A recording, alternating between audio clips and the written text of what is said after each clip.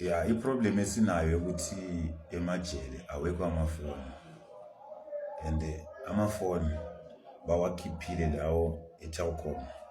Why? Because kuyashayana la. Bayakushaya bakuphule, mase bakuphulile, they know ukuthi you never phone anyway. So that when ihlobo azazifoko like indawo yase-Standard Road mabe kushayile bakufaka kulenye i-C-block i-block bakufake lapho mabe sebaqeda ukufaka lapho e-CE bakuvalele lapho until uze urecover.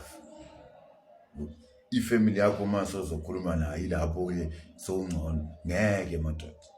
Uminister doesn't know about this ukuthi abantu bayashaywa. Akayazi nendawo le ukuthi kuna indawo ezifakwa abantu uma beqeda ukuphula imilenze. So we need justice ukuthi amafoni abe khona. Otherwise amafoni, ama-cell phone lawo enhlala nithi amafoni azohlala afakwa njalo. It's not a corruption. My boys alithi now amafoni nitshele bazali benu ukuthi izinto zinje. It's not a corruption. And sometimes into esifila bad nayo ukuthi niyayilungisa i-family day mase niqeda ukuyilungisa nithi tshelana abazali benu beze bazobona sizobatshela kanjani kungena amafoni. Hayi lezi zinye izinto ezenziwa emajele la ayikhona man. Yeah, nangothi ndithawulisa bandithi president ukuthi boda geza akathi nyika ichathongwa nemadzibaba neropa remadzibaba. Saka ndani chifungidzira mune zvakanaka kuti kwezisi zemadzibaba tikangoti wikinere angotora chimuti chacho vamunangagwa vangomupa timugadze panyanga ave president wenyika zvakashata nerudo rwaari kuita rwokupa vanhu community hazviitwi nevese izvozvo. Chimbozvibvunzawo kuti wewe kana switi chairo kana mazepa unotengesa wakambopawo here munhu.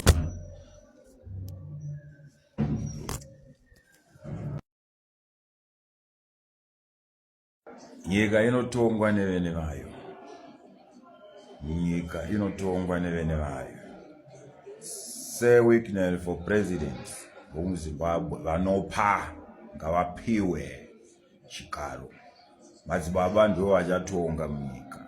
Saka so far say weakness vanofanirwa kupiwa chimuti navamunangagwa. Vamunangagwa zai vatonge vapedze kana vapedza kutonga vosiyira chimuti kuna Sewilliam vamwe Sewiknet vamwe vese ngavanyarare vamwe vese nyararai. Hello Mzansi, welcome to Umgosa Mzansi. If today is your first time visiting this channel, please do the right thing and click the subscribe button, and also don't forget to smash the like button. If you're in a little prison in the video, it's if you mafona be allowed emajele la South Africa because it's bad looking at bayashajwa bangakhongisha nokufonela umndeni wabo ba-communicate nabo because mafoni they are not allowed ema-prison. Uthi cell phones should be allowed ema-prison. So government kufanele ayilungise into lenjalo ukuthi ama-cellphone avumeleke ukuthi abe khona laphana emajele but khona no-communicator nemndeni yabo. And people will like, hey bana, what the hell is this now? So one, this person uyi-foreigner la South Africa, uyi-foreigner ubanjiwe endabugebengu njengoba shilo warden ukuthi asinilanzanga esondweni. So ubanjiwe endabugebengu whatever le bamba yenda yona, but we know ukuthi awuhlala ejele unganaqala unless you were wrongfully accused because bakhona abantu abanjalo. So the nerve yokuthi end video or demanding ukuthi South African prisons should have my cell phones. People are saying ukuthi hayibo uyathelela wena ufuna ubanjwe njena uthunywe liphuthu because what the hell are you saying now?